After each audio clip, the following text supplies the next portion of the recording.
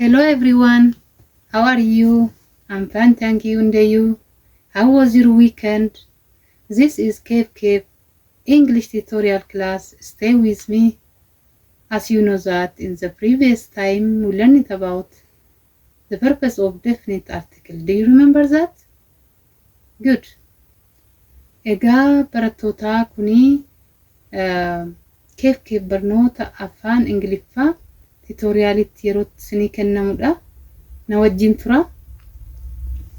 Yeroo darbe akkuma beektani barnoota Ingiliffaa keessatti waan barattan yaadattuudhaan abdadha. Let us revise the previous lesson. Definite articles there, it is used for, we use before common nouns, before a daily time. Common nouns, let us consider one example. This Parker, it is singular. Then we can count. So the Parker, the pen, the book, the lawn, the man, the woman, the cooler. You see? All of them common nouns. Those we used before common noun. A daily time, the three situations of a day. In the morning, in the afternoon, in the evening. So it has value here in this phrase. Our today's lesson, again, we will just continue the purpose of this definite article we finished today. Stay with me. So today, again, our objective is to identify the additional purpose of article, the definite article the. We use article definite the before superlative adjective, before rivers, the name of rivers, before seas, and then oceans, and then again before those religions or beliefs, like what?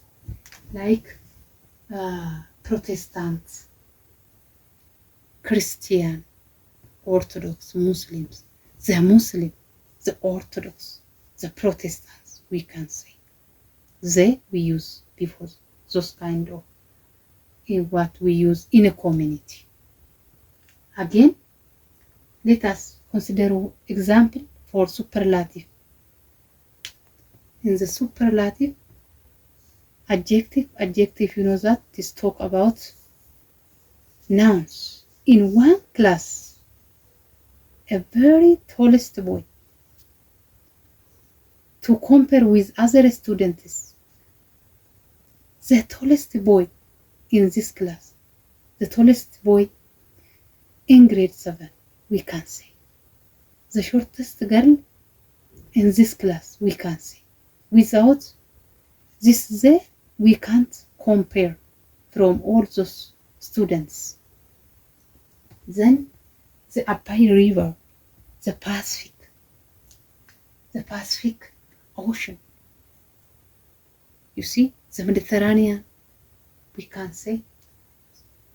Then, so article it has many purposes you can use in your sentence, in your paragraph, while you are writing paragraph. Egaa barattoota har'a faayidaa article har'uma dabalataan akka kanaan duraatti baranna. Kuni yeroo wanta garee wal fakkaatu garee tokko keessa wanta caalumaatiin argamu.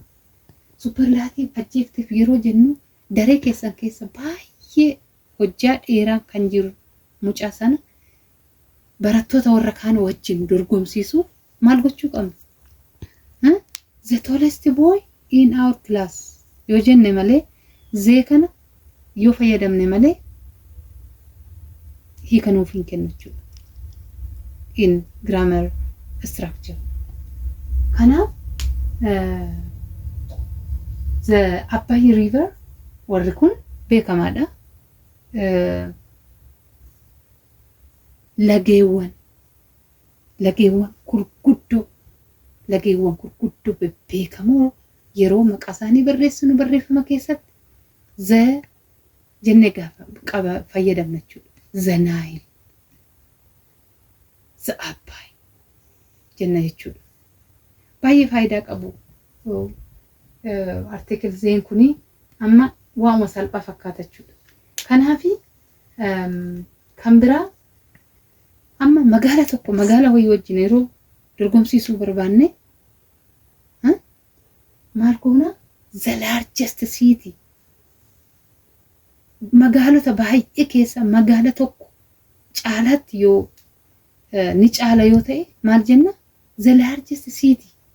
Argitanii zeen yoo hin jirtu ta'e wanti nuti walitti dorgomsiisne tun hiika nuuf hin kennu jechuudha. Kanaaf egaa this all about our today's lesson. Today I have one question here. Can we use article they before legs? Fayyadamuu dandeenya haroowwan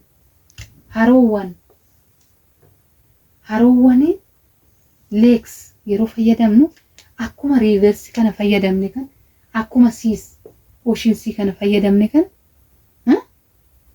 nuti article they kana fayyadamnaayi. Kuni gaaffii keessan Facebook irratti haa ta'u keessaanis haa ta'u waliin naa deebisuu dandeessu. Barnoonni keenya har'a kanumaan raawwata. Baay'ee galatoomaa.